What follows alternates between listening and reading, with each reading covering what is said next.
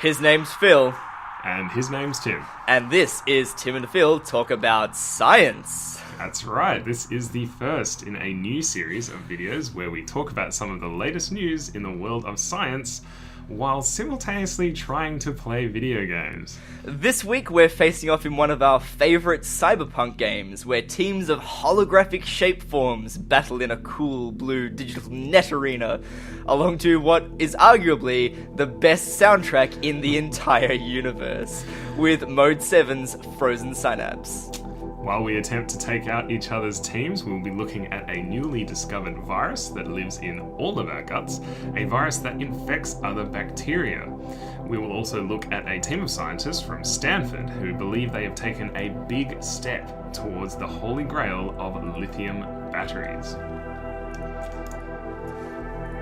Right, so Cool. This is a brand new idea that we've had. Essentially, we have a science background, and we both have a fairly big gaming background, and we thought one night after far too many beers, how good would it be if we could just put all those things together in one beautiful big melting pot and have talk about science while playing video games. So we're going to see just how well that actually works. if at all. If at all. Absolutely. So yeah, as we've said, we do have, we're planning on doing kind of 2 stories per episode. So it'll be stuff that has happened probably, hopefully in the previous week, or at least, within recent memory kind of stuff. So today we've got a couple of stories that came out, within the last couple of days actually. So that's kind of cool. We are playing a game called Frozen Synapse. If you haven't played that before, It is amazing. It's so good. If the best way that I've been able to describe it to people is it's basically like Counter-Strike, but turn-based and top-down. So you're controlling the whole team, not just yourself.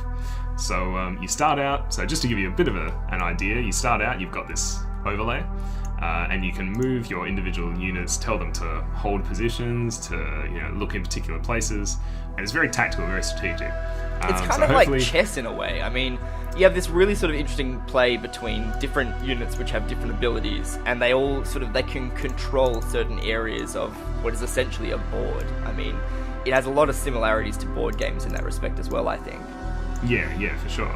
It's a pretty good one for us to be able to talk and play at the same time, because there is a bit of that turn-based way of things. So hopefully, I also like to point out that just looking as we're getting into this game, the stats it gives you are pretty cool, and it currently says that I am the favoured person in this match. Yes. So we shall see if that lives up to any form of truth. I guess we should get on to the first story. So the stories that we got today, we got the bacteria. So I think we should start with the bacteria, because that's pretty interesting. Yeah. Most people don't think of bacteria as something that's, really pertinent to your everyday life sort of thing. I mean, when most people think of bacteria, let's face it, we think of cleaning products. How many bacteria can we kill from our kitchen surface? Yeah, exactly. So it's kind of like a bacteria are totally and utterly bad, rather than bacteria may help us. And it seems like a lot of the bacteria that are mentioned in this story, and in fact just bacteria in general that live in our guts, are actually kind of cool. They're actually things that help us break down food. They help us to protect against bacteria that might be bad for us. And in fact, I think it's mentioned in the article that bacteria can actually help us to kind of fight off disease as well. So they kind of act as part of your immune system as well. So it's pretty cool. So it came out of Nature Communications, and we've got a list of people that worked on it. It's a very large list, as usually does happen in the health sciences area.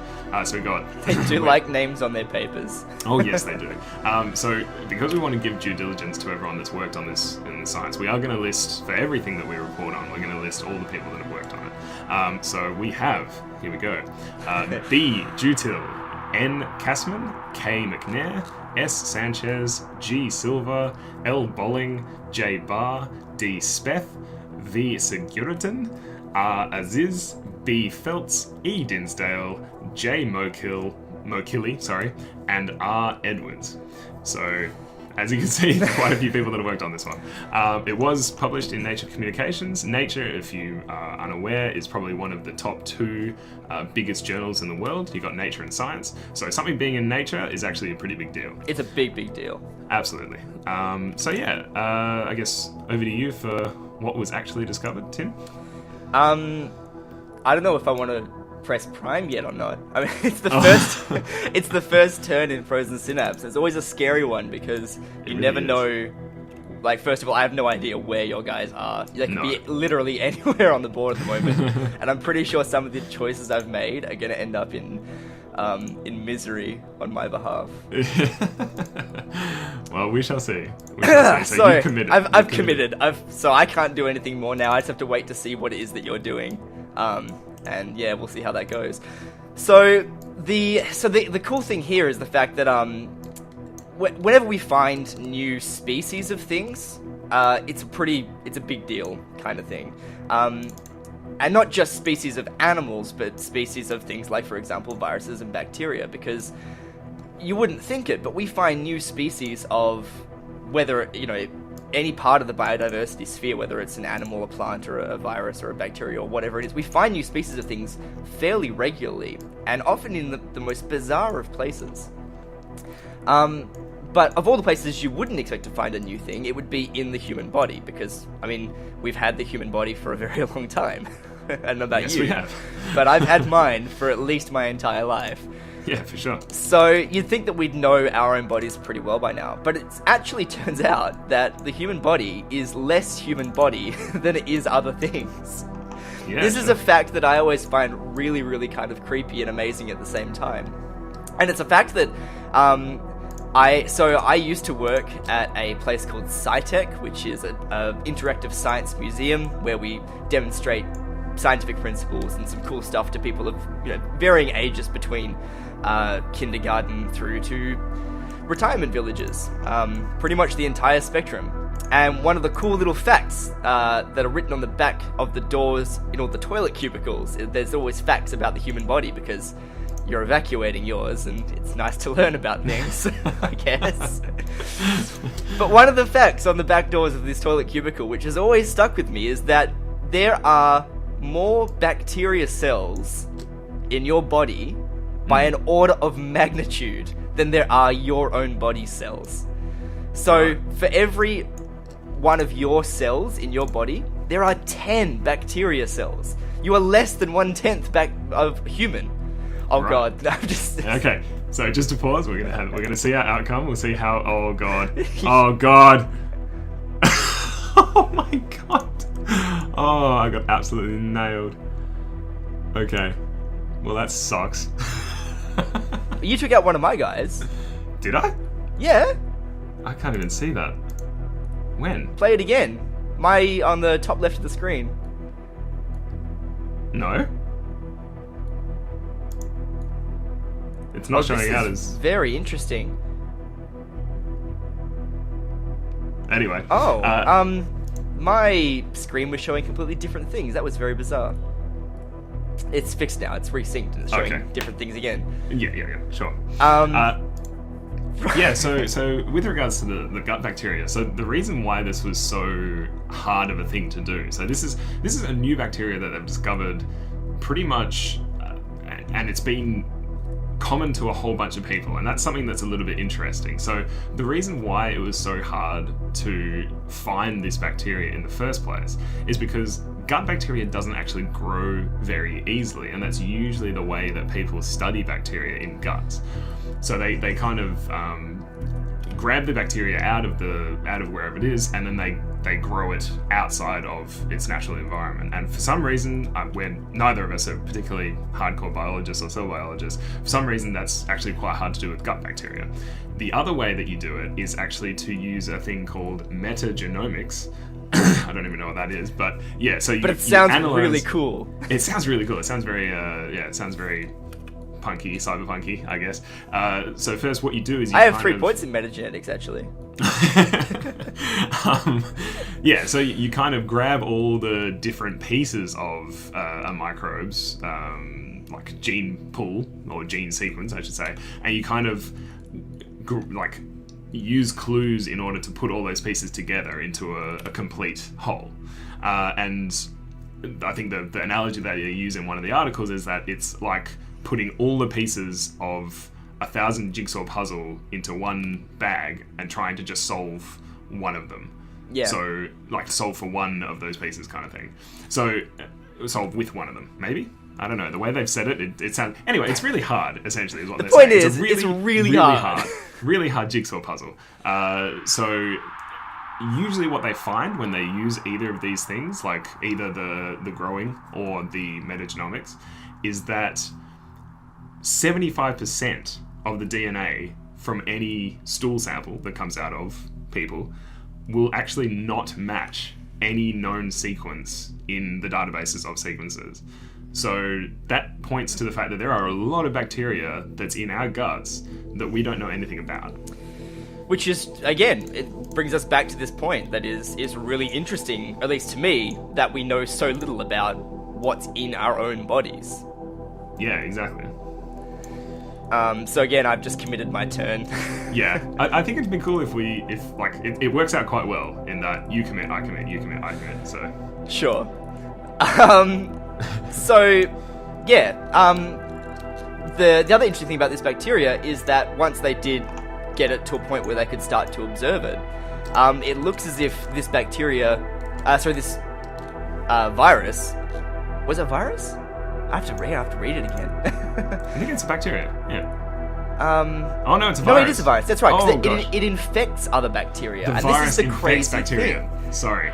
Yeah. So, this is potentially, it has the implication to be quite good because, first of all, it's helping to regulate the body. I mean, it's very unlikely that this just popped up in the body one day and we were like, oh, now we have a new virus.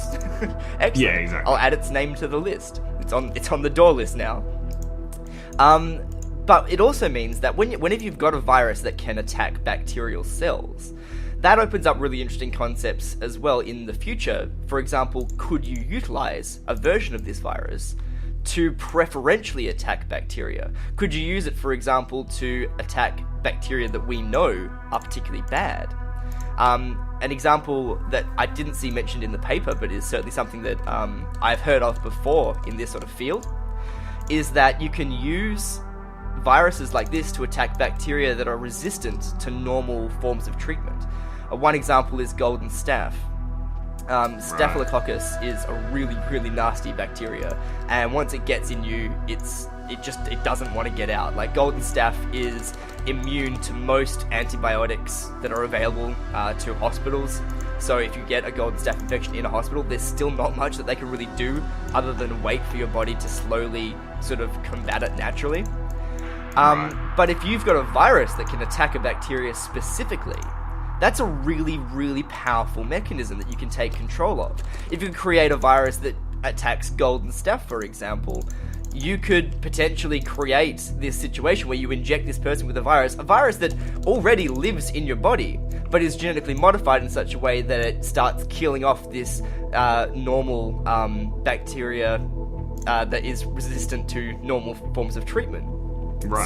These are really interesting applications to something that it turns out has been in us all along. It's been in you all along, Phill. The power was in you. Wait, what the... Oh man, I have to reload my game apparently. Oh no! Oh, that's annoying. Well, the good thing about Frozen Synapse is that all the turns are stored on the cloud. So everything that you do, you can come back to later on. In fact, Frozen Synapse, one of the reasons that we got into it with our little group of friends from back home, was that you can actually play almost via email. Yeah, you can, yeah. The game will give you a little ping in your email saying, hey, just letting you know that Flax has made a new turn against you. And then you can log on and see what turn he's made and then play a turn against him. And so you can do things where you might have really disparate schedules. I mean, we certainly do, and a lot of our friends do. We might be working at different times. So you can play a game over the course of a week where you log on every, day or so and just submit your turn. In the same way that people might play chess against someone over the mail. Alright, so we got the outcome here. Oh dear. It's not looking good for me. Oh no! Oh no! Oh dear. Well, I should have moved him more. Okay, so the thing with so what's kind of new about this, other than the fact that it's kind of crazy that a virus can infect a bacteria, and actually probably we should say what's really cool about this in terms of what's going to happen in the future.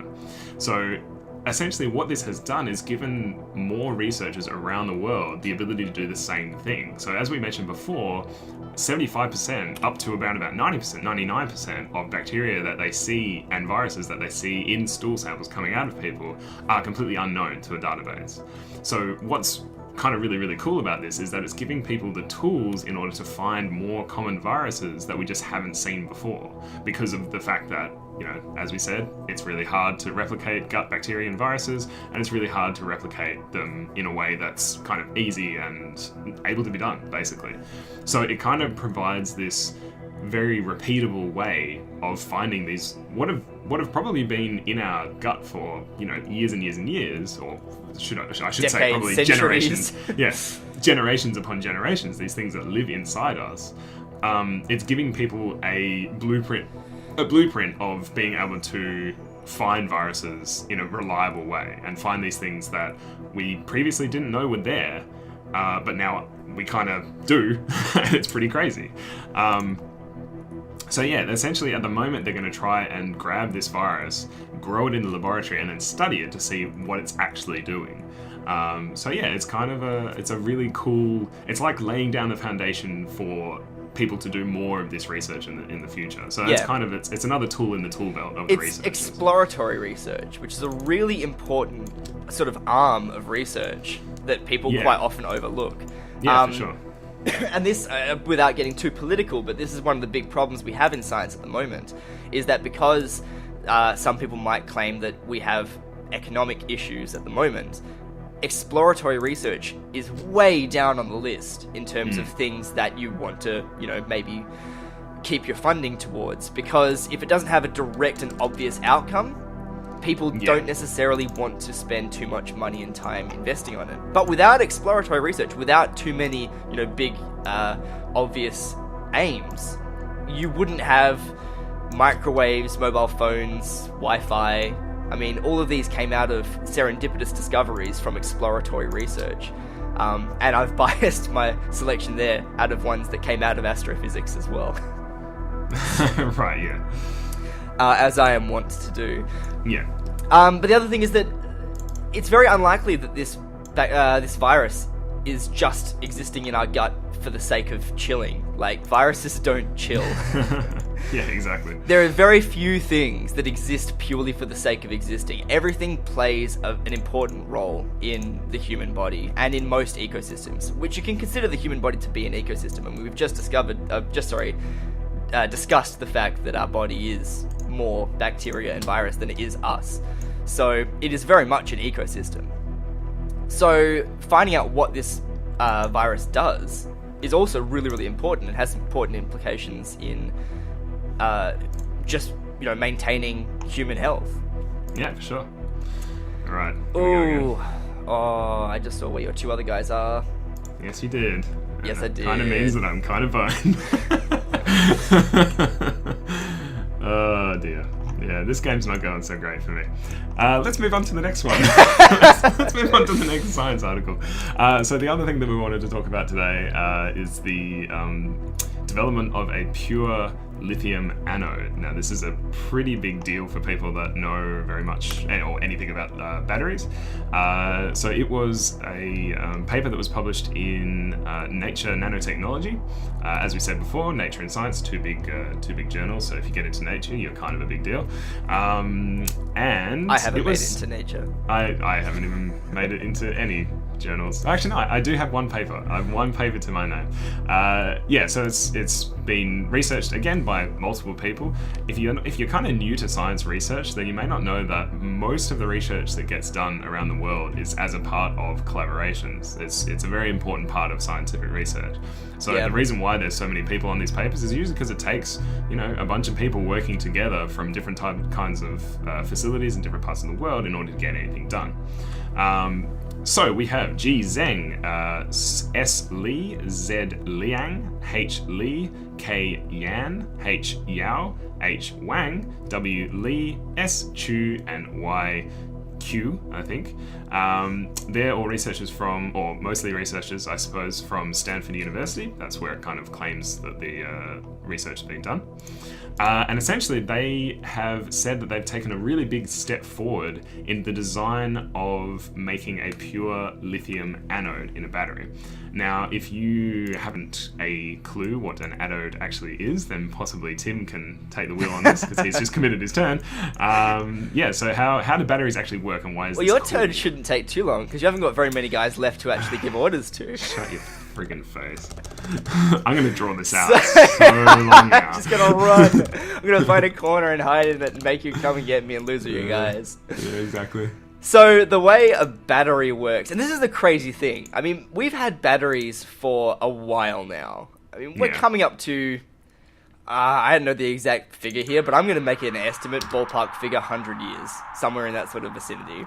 We've certainly had capacitors for a while, and a capacitor and a battery are similar in many respects. What one considers to be a battery is actually usually a capacitor or a series of capacitors or some kind of chemical capacitance unit. The point is, a battery is something that holds electric charge.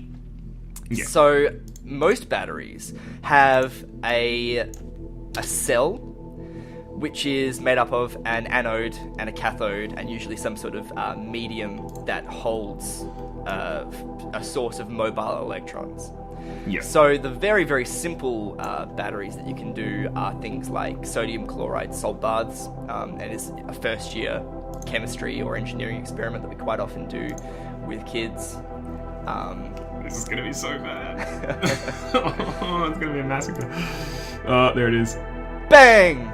Oh, hey, bang! Oh! Yeah, that's a lot of crap. Again, Phil? Again? You can make the next one. Okay. Do you want to finish explaining batteries? No, you keep doing that. I'll make a new game. Okay. So the point is that you have an anode and a cathode, which are the two ends of the battery. They are what you would. So if you imagine a AA battery, and you have a positive end and a minus end.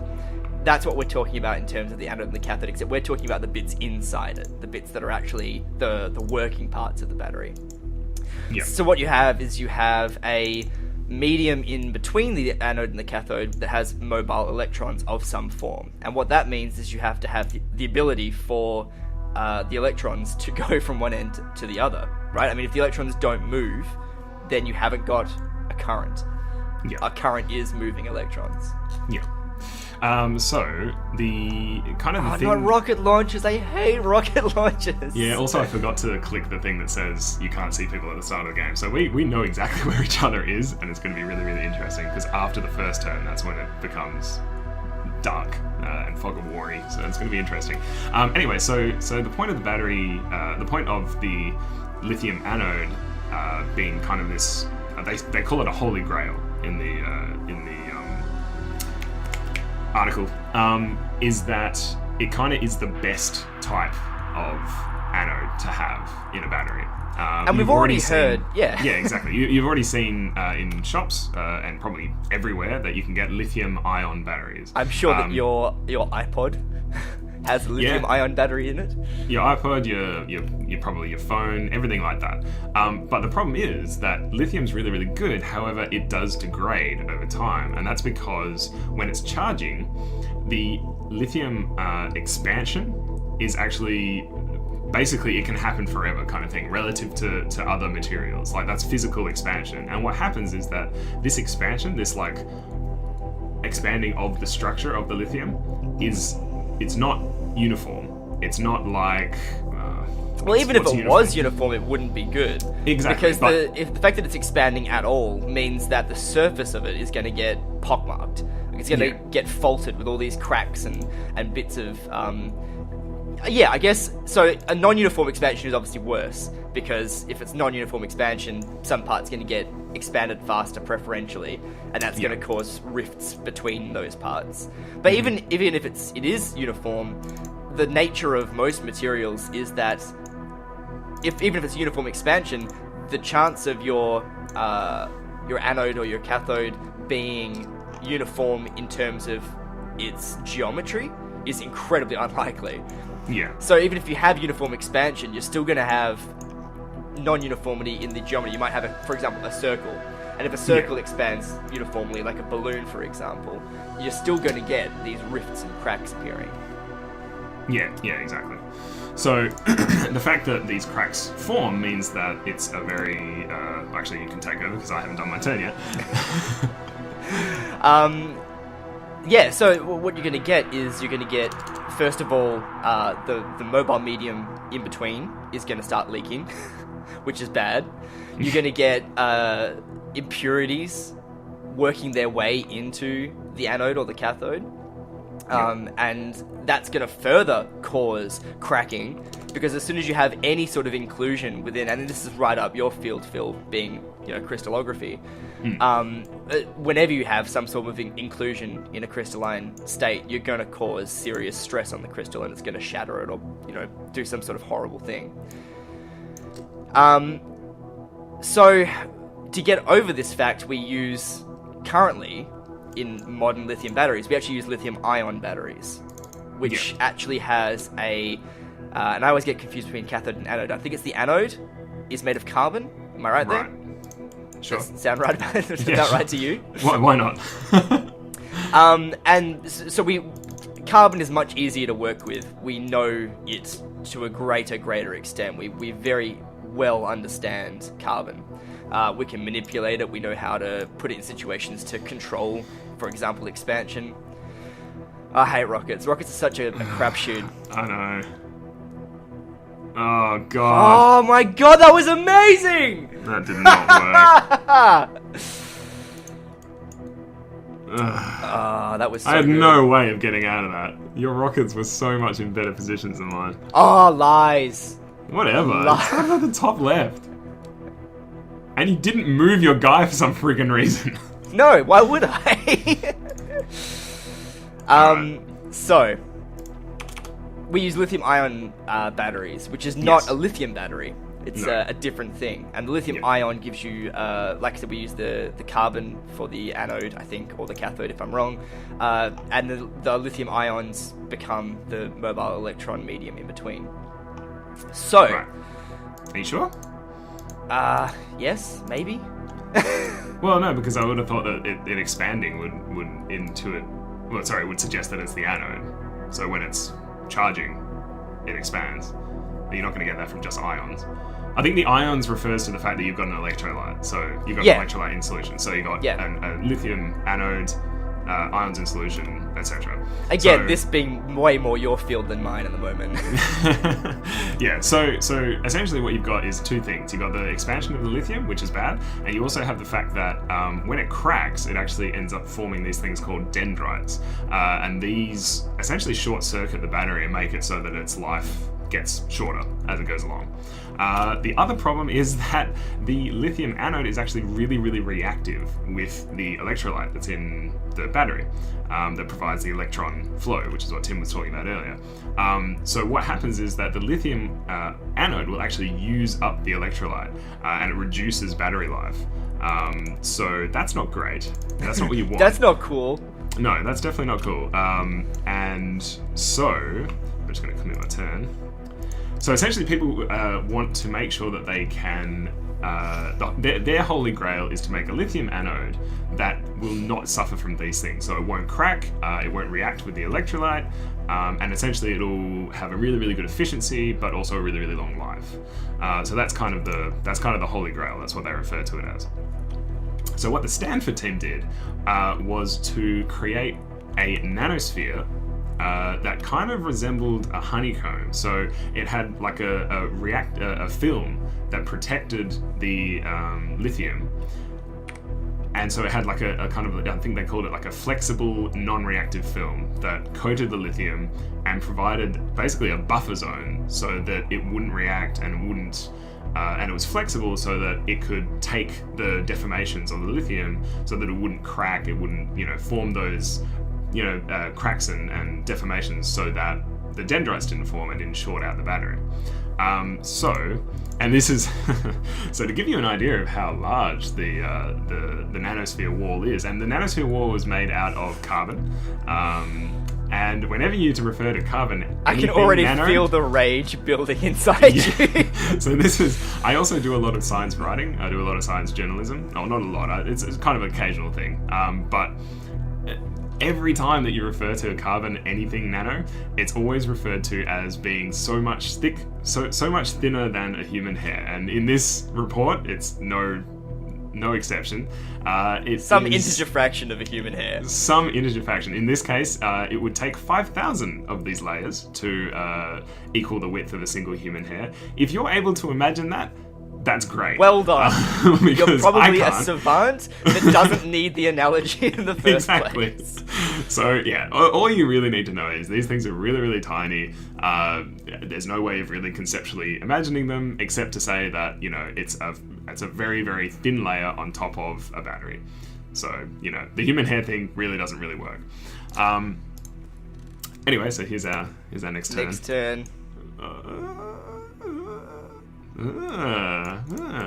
Let's see. I see where this is going. Très interesting. Interesting? Interesting. Très magnifique, Phill. Très magnifique. Très magnifique. Yeah, so in terms of solving the problem of the dendritic formation and the deformation of the lithium anode, this is kind of perfect. They're still working on it, obviously, because the ideal thing... As they should be. Lazy bastards. Absolutely. The ideal layering and the ideal protection for the lithium anode would see it have around about a 99.9% efficiency, which seems like overkill to me, but apparently that's the tolerances which they're working within. Over as many cycles as they possibly can get it. So that's cycles being losing charge, then charging up. So it's like your phone battery running out of battery, and then you charging it up. So that's a cycle. So they want it to have an efficiency of grabbing these electrons out of the electrolyte and being able to, send charge to your phone over as many cycles as possible without it breaking down. So previously, lithium metal in general, like the stuff that you get, in your phones and that kind of stuff, you get around about I think that's what's in your phone anyway. It gets around about a 96% efficiency. Yeah, which is still pretty damn good.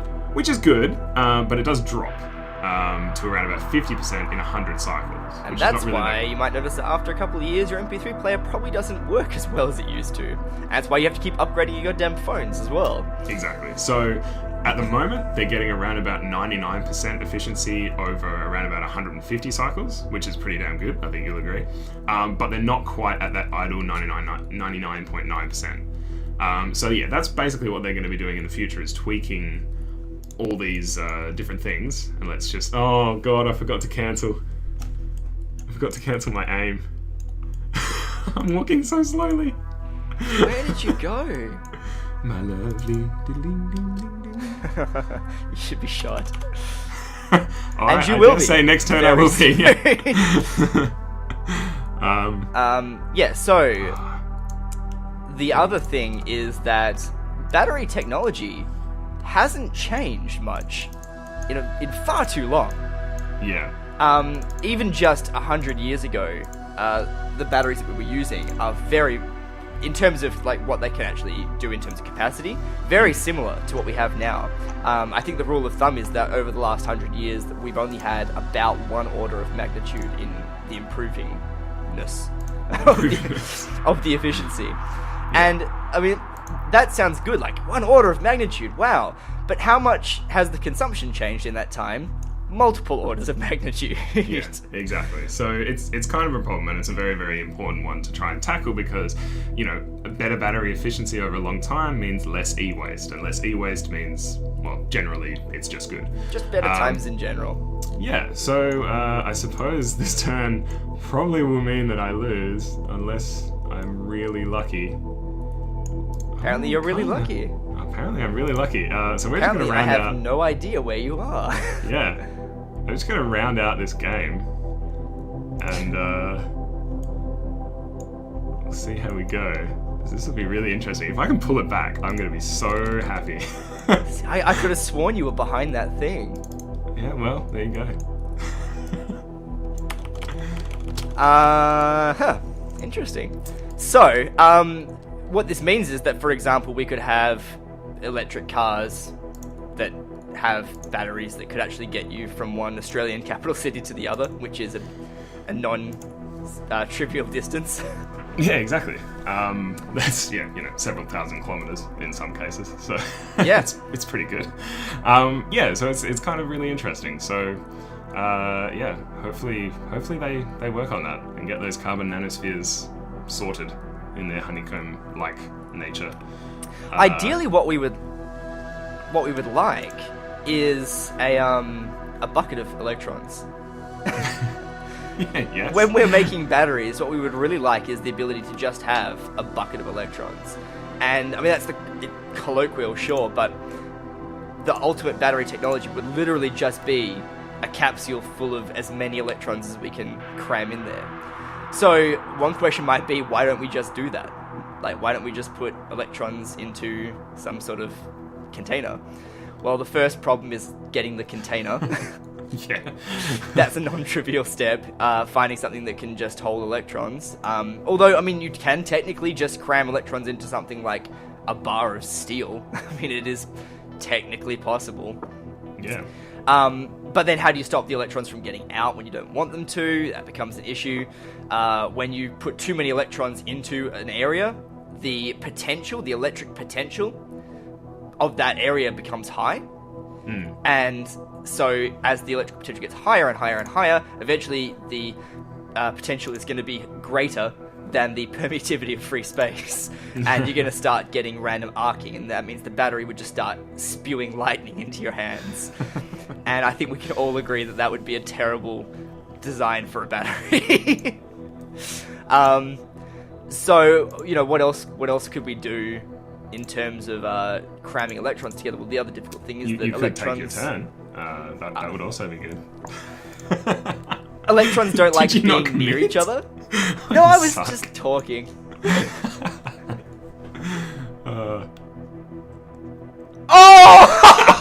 Oh, snap! Oh, fantastic. Oh, that was beautiful. Yeah, it doesn't really help me. I'm gonna die this turn. But, while I can, I'm gonna take out some of your dudes. Ah, that was serious shock as well. That was just like shotgun to the face, bam. Funny. So yeah, there are things that happen sometimes that you don't expect. This is true. So the point that I was saying was that electrons don't like being near each other. They repel one another. So you got to get over that. So there are so many things that stop you from just creating a magical battery that's perfect. Yeah. But this might be certainly a stopgap. Oh! Yes! Bullshit! Okay, we'll see. Now, I have 2 guys left. Yeah, you do. I win if we get to turn 9. Oh yeah, I know. So all I have to do is cheese and run around the map. I know you do. Run away! But I won't, because I'm also a shit grinning petulant bastard. This certainly isn't the kind of technology that is going to get us... Oh god, I'm facing the wrong way there. Idiot. This isn't the kind of technology that is going to get us that kind of quantum leap into the future, but it's maybe a stopgap measure in the meantime. that's going to get us something that could possibly be useful. Yeah, for sure. I hate All right, you so much. let's round this out. I think we've talked for way too long. I think that's a problem. I think we've talked for almost the perfect amount of time. Really? I don't. Not even a little bit. There we go. Where was your guy at the end? So it was just one of the great things that you can do is you can replay the entire game after the fact with all the different turns shown. Man, he covered a lot of ground. That little shotgunner. He really did. He did okay. I had no idea where you were. It's because I think first turn I just told him to sprint, so you wouldn't have seen him move. God, that was amazing. And then bang, shotgun to the chin. Yeah. And the thing is, I should have gone for your machine gunners and shotgunner before I went for the rocket launcher, because the rocket launcher is essentially useless if the person's not next to a wall. But I just want to hit him in the face so hard after killing 2 of my dudes in the first it was totally worth it too. It was absolutely worth it. Anyway, see, I'd actually thought you'd gone downwards as well, not stayed up there. So there's that as well. Well done, good game. Good, yeah, not really, but anyway, I guess that's our first experiment. Hopefully next time will be slightly more organised. I think we got the rhythm in there. I think, I hope people at least enjoy listening to it. Please leave us a comment, tell us what you think. If you if you want to see this kind of thing in the future, maybe you never want to see it again. We do have a couple of other science stories queued up in the future if people do want to see it. So we are ready to go on those ones. We've got a couple of different games. Exactly. It'll get a little bit more polished, maybe. We'll see. That. Maybe. Otherwise we'll just go the exact opposite way and just start doing this while we're drunk on a Friday night. That could also be fun. Who knows? We could combine the 3. I'm just saying. Yeah, exactly. All right, let's wrap this up. As usual, you can find us at timandphil.com. I'm not going to do all the other social media things because people probably know what that is anyway. Facebook.com/timandphil. That's probably the only other one. And on YouTube, etc. Hit us up on Twitter. Find us on YouTube, you can find us on Twitter. You're Flex. No, you're not. You're Tooth Soup. I'm Tooth Soup on Twitter. Tim is Dungeon Master on Twitter. We're Ajaetus and Flax respectively on Steam. But other than that, thanks for watching. If you did, congratulations, because that was really horribly organised. But it was fun. I think we've sorted out the rhythm. I think that's cool. And you know what? I enjoyed it. So I had fun. Bugger it all. Yeah. Screw everything else. We had fun. So thanks for listening. And happy gaming. That was fun.